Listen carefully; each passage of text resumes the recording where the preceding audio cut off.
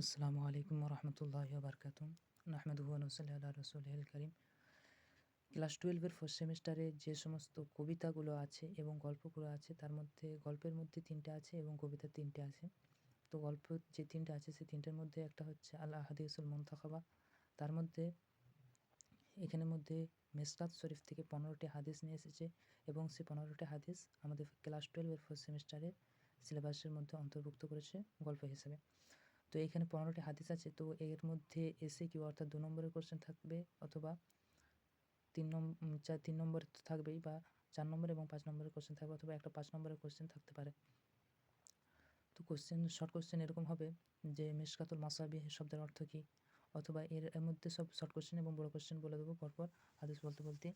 তো 1 নম্বর হাদিস হচ্ছে আন আবি হুরায়রাহ রাদিয়াল্লাহু তাআলা আনহু ক্বাল ক্বালা রাসূলুল্লাহ সাল্লাল্লাহু আলাইহি ওয়াসাল্লাম আল ঈমানু বিদউন ওয়া সাবউনা আও বিদউন ওয়া সিত্তুনা। আবু হুরায়রা রাদিয়াল্লাহু তাআলা আনহু বলেন যে রাসূল পাক সাল্লাল্লাহু আলাইহি সাল্লাম বলেছেন যে ঈমানের শাখা প্রশাখা হচ্ছে 70-এর বেশি অথবা 60-এর বেশি। ফা আফদালুহা, তার মধ্যে উত্তম যেটা হলো কওলু লা ইলাহা ইল্লাল্লাহ, যে লা ইলাহা ইল্লাল্লাহ এই শব্দটি বা এই বাক্যটি।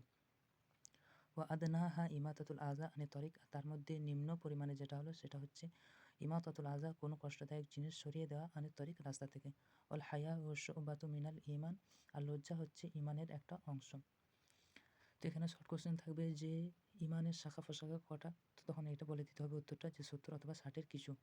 অর্থাৎ বিদউন শব্দের অর্থ হচ্ছে 3 থেকে নিয়ে 9 পর্যন্ত।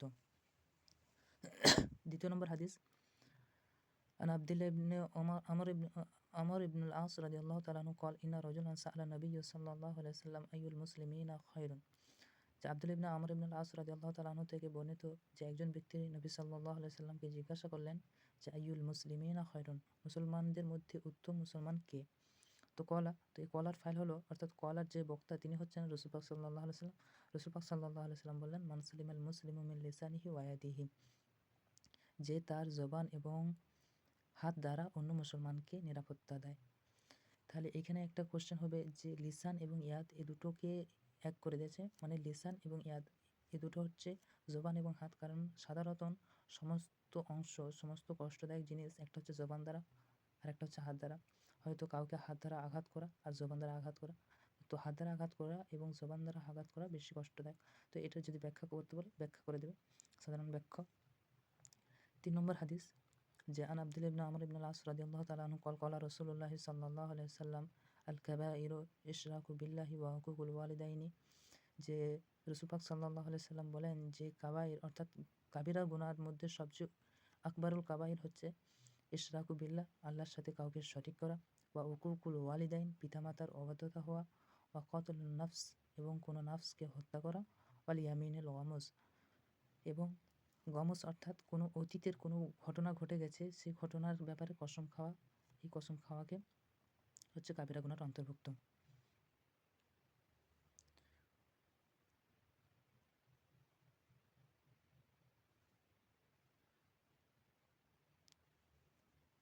চার নম্বর হাদিস আন আবি হুরায়রা রাদিয়াল্লাহু তাআলা আনহু قال قال رسول الله صلى الله عليه وسلم আয়াতুল মুনাফিক সালাস। আবু হুরায়রা রাদিয়াল্লাহু তাআলা আনহু তিনি বলেন যে রাসূল পাক সাল্লাল্লাহু আলাইহি সাল্লাম বলেন যে মুনাফিকের আলামত, আয়াত মানে হচ্ছে নিদর্শন বা চিহ্ন, সালাসুন 3টে, অন্য আরেক জায়গায় আছে 4টে। তো ওয়াইন সল্লা ওয়াসামা ওয়াজামা আন্নাহু মুসলিম, বলছে যদি সে নামাজ পড়ে এবং রোজা রাখে, ওয়াজামা তাহলে ধারণা করা হবে বা ভাবা হবে বা চিহ্নিত করা হবে যে আন্নাহু নিশ্চয়ই সে মুসলিমুন মুসলমান। ইদা হাদ্দাসা কাযাবা ওয়া ইদা ওয়া'আদা আখলাফা ওয়া ইদা উতুমিনা খানা। এই 3টা হচ্ছে মুনাফিকের চিহ্ন। ইদা হাদ্দাসা যখন সে কথা বলবে, কাযাবা মিথ্যা কথা বলবে, ওয়া ইদা ওয়া'আদা এবং যখন সে ওয়াদা করবে, আখলাফা সে খিলাফ করবে, সে ওয়াদাকে পূর্ণ করবে না, ওয়া ইদা উতুমিনা খানা এবং যখন কোনো আমানত তার কাছে দেওয়া হবে সেটাকে খেয়ানত করবে। 5 নম্বর হাদিস আন ইবনে আব্বাস রাদিয়াল্লাহু তাআলা আনহু قال রাসূলুল্লাহ সাল্লাল্লাহু আলাইহি ওয়াসাল্লাম আবগাদুন নাস ইলাল্লাহি সালাসাতুন। যে আল্লাহ মানে ইবনে আব্বাস রাদিয়াল্লাহু তাআলা আনহু তিনি বর্ণনা করেন যে রাসূল পাক সাল্লাল্লাহু আলাইহি সাল্লাম বলেন যে আবগাজুন নাস ইলাল্লাহ, আল্লাহ তাআলার কাছে সবচেয়ে নিকৃষ্ট ব্যক্তি হলো, নিকৃষ্ট মানুষ হলো সালাসাতুন 3 শ্রেণী ব্যক্তি।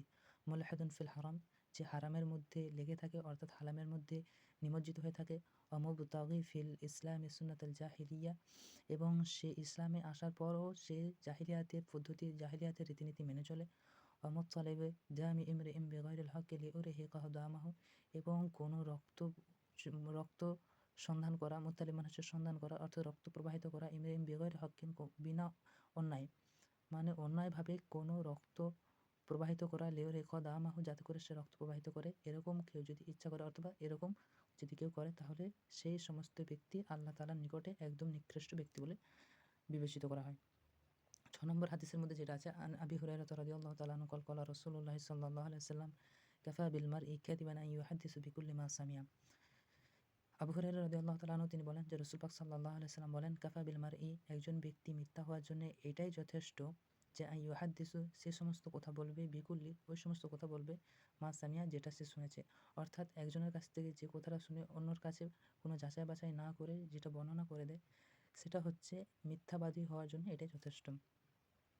7 নম্বর হাদিস, আন ইবনে মাসউদ রাদিয়াল্লাহু তাআলা আনহু ক্বাল ক্বালা রাসূলুল্লাহ সাল্লাল্লাহু আলাইহি ওয়াসাল্লাম লা হাসাদা ইল্লা ফি ইসনাইনি, যে রাসূল পাক সাল্লাল্লাহু আলাইহি ওয়াসাল্লাম বলেন যে দুটো জায়গায় ব্যতীত অন্য কোনো জায়গায় হিংসা চলে না বা হিংসা করা জায়েজ নেই। রজুলুন, একজন ব্যক্তি, আতাহুল্লাহু মালান, আল্লাহ পাক যাকে মাল সম্পদ দিয়েছেন, ফাসাল্লাতাহু আলা হালাকাতিহি ফিল হাক্কি, এবং সেটা সে ধ্বংস হওয়ার পূর্বেই কোনো মানুষকে দান করে দিয়েছে বা তার যথাযথ জায়গায় পৌঁছে দিয়েছে।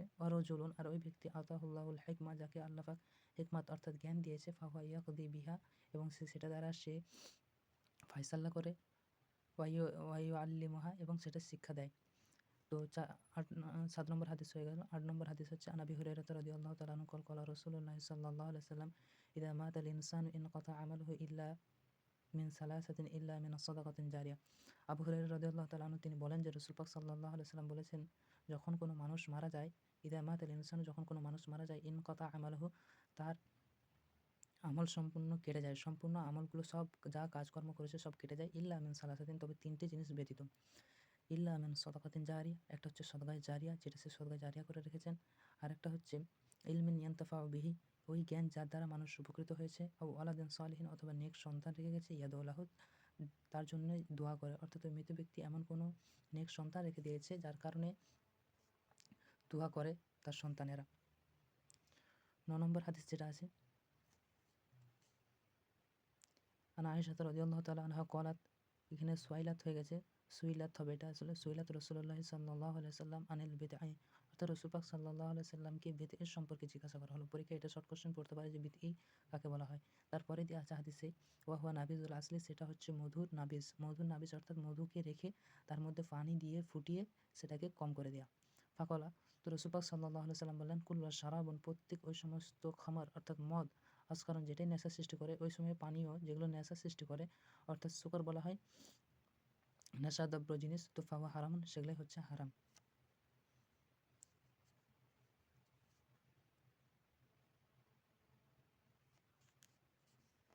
10 নম্বর হাদিস, আন হুযায়ফা রাদিয়াল্লাহু তাআলা আনহু ক্বাল ক্বালা রাসূলুল্লাহ সাল্লাল্লাহু আলাইহি ওয়াসাল্লাম ইন্নাশ শাইতানা ইয়াস্তাহিল্লু তাআমা আন লা ইয়াযকুরা ইসমাল্লাহি আলাইহি। হুযায়ফা রাদিয়াল্লাহু তাআলা আনহু থেকে বর্ণিত, তিনি বলেন যে রাসূল পাক সাল্লাল্লাহু আলাইহি ওয়াসাল্লাম বলেছেন যে নিশ্চয়ই শয়তান খাবারকে হালাল করে নেয়, আল্লাহ ইয়াযকুরা ইসমাল্লাহি আলাইহি, যেই খাবারের উপরে বিসমিল্লাহর নাম স্মরণ করা হয়নি। 11 নম্বর, অর্থাৎ যদি কেউ বিসমিল্লাহ না পড়ে তাহলে সেই খাবারটা শয়তানের কাছে চলে যায়, সেই খাবারের মধ্যে কোনো বরকত থাকে না। 11 নম্বর হাদিস, আন ইবনে উমর রাদিয়াল্লাহু তাআলা আনহু ক্বালা রাসূলুল্লাহ সাল্লাল্লাহু আলাইহি ওয়াসাল্লাম লা ইয়াকুলান্না আহাদুকুম বিশিমালিহি ওয়া লা ইয়াশরাবান্না বিহা ফা ইন্নাশ শাইতানা ইয়াকুলু বিশিমালিহি ওয়া ইয়াশরাবু বিহা। যে রাসূল পাক সাল্লাল্লাহু আলাইহি ওয়াসাল্লাম বলেন যে তোমাদের মধ্যে কেউ যেন না খায় বিশিমালিহি, বাঁ হাতে, ওয়া লা ইয়াশরাবান্না, এবং কেউ যেন পান না করে, বিহা, অর্থাৎ বিহা বলতে বিশিমালিহা, এটার মানে হচ্ছে এটাই, অর্থাৎ এই জামিটা এদিকে ঘুরে আসছে, অর্থাৎ কেউ যেন সেই হাতে অর্থাৎ বা হাতে পানও না করে। ফাইন্না শয়তানা, নিশ্চয় শয়তান, ইয়াকুলু বিশিমালিহি ওয়া ইয়াশরাবু বিহা, এবং শয়তান সে, কেননা শয়তান ইয়াকুলু খায়, বিশিমালিহি বা হাতে, ওয়া ইয়াশরাবু বিহা, এবং পান করে বা হাতে। তো এখানে বলবে যে বা হাতে খাওয়া নিষেধ কেন, তখন শর্টকাটে বলবে যে সেটা শয়তান খায় এবং পান করে এই কারণে। তো 12 নম্বর হাদিস,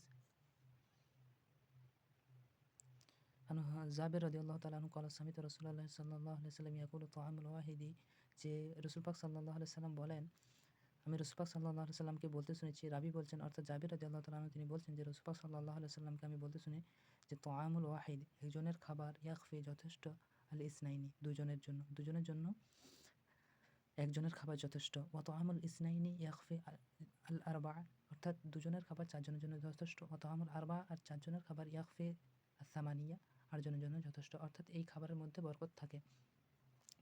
তো 13 নম্বর হাদিস আন আবি হুরায়রা রাদিয়াল্লাহু তাআলা আনহু ক্বালা রাসূলুল্লাহ সাল্লাল্লাহু আলাইহি ওয়াসাল্লাম মান কানা ইউমিনু বিল্লাহি ওয়াল ইয়াউমিল আখির ফালইয়াকরাম যায়ফাহু। রাসূল পাক সাল্লাল্লাহু আলাইহি ওয়াসাল্লাম বলেন, যে ব্যক্তি আল্লাহর প্রতি ঈমান এনেছে এবং কিয়ামতের প্রতি বিশ্বাস রেখেছে অর্থাৎ আখিরাতের দিনের প্রতি বিশ্বাস রেখেছে, ফালইয়াকরাম যায়ফাহু সে যেন তার আত্মীয় অর্থাৎ মেহমানদেরকে সম্মান করে। ওমান কানা ইউমিনু বিল্লাহি ওয়াল ইয়াউমিল আখির আর যে ব্যক্তি আল্লাহ এবং আখিরাতের দিনের প্রতি বিশ্বাস রেখেছে, ফালা ইউদি জারাহু সে যেন তার প্রতিবেশীকে কষ্ট না দেয়। ওমান কানা ইউমিনু বিল্লাহি ওয়াল ইয়াউমিল আখির আর যে ব্যক্তি আল্লাহর প্রতি এবং কিয়ামতের প্রতি বিশ্বাস রেখেছে অর্থাৎ আখিরাতের প্রতি বিশ্বাস রেখেছে, ফালিয়াকুল সে যেন বলে খয়রান উত্তম কথা, বলার হলে সে যেন উত্তম কথা বলে, আউলিয়া আসমত অথবা সে যেন চুপ থাকে। 14 নম্বর হাদিসের মধ্যে যেটা বলছে, জান আনাস রাদিয়াল্লাহু তাআলা আনহু আন নবী সাল্লাল্লাহু আলাইহি ওয়াসাল্লাম ক্বালা ইন্নাহু নাহা আন ইয়াশরাবা আর-রাজুলু কায়মান। রাসূল পাক সাল্লাল্লাহু আলাইহি ওয়াসাল্লাম দাঁড়িয়ে পান করা থেকে নিষেধ করেছেন। 15 নম্বর হাদিস যেটা আছে, আন ইবনে উমর রাদিয়াল্লাহু তাআলা আনহু আন নবী সাল্লাল্লাহু আলাইহি ওয়াসাল্লাম লা তাতরুকুন নারা ফি বুয়ুতিকুম হিনা তানামু। ইবনে উমর রাদিয়াল্লাহু তাআলা আনহু রাসূল পাক সাল্লাল্লাহু আলাইহি ওয়াসাল্লাম থেকে বর্ণনা করেন যে তিনি বলেন যে লা তাতরুকু তোমরা ছেড়ে দিও না নারা আগুনকে ফি বুয়ুতিকুম হিনা তানামু যখন তোমরা ঘুমাবে সেই সময় তোমাদের ঘরের মধ্যে আগুনকে ছেড়ে দেবে না। অর্থাৎ সেই সময় আগুনকে ছেড়ে দেওয়াতে এই কারণে নিষেধ করা হয়েছিল যে সে সময় প্রদীপ ছিল আর প্রদীপগুলোকে জাইতুন তেল দ্বারা জ্বালানো হতো, আর ইঁদুর এই সমস্ত প্রাণীরা তারা ওটাকে তেল হিসেবে খাওয়ার জন্য এসে সেই তেল প্রদীপ শুদ্ধ নিয়ে চলে যেত এবং যার কারণে ওই আগুন জ্বলতে তাদের তাঁবু টাবু হয়তো যেরকম আগুন ধরে যেত, এই কারণে রাসূল পাক সাল্লাল্লাহু আলাইহি ওয়াসাল্লাম এর থেকে নিষেধ করেছেন। তো এই ছিল আমাদের 15টা হাদিস। 15টা হাদিসের মধ্যে যেগুলো বড় কোশ্চেন হতে পারে, বড় কোশ্চেন ছোটো ছোটো হাদিসগুলো দিয়ে দেবে, সেই হাদিসগুলোর ব্যাখ্যা লিখতে বলবে অথবা অনুবাদ দিয়ে দিবে যে এই হাদিসটির অনুবাদ লেখো, অথবা কোনো একটা অংশ দিয়ে দেবে এই অংশ অর্থ লেখো।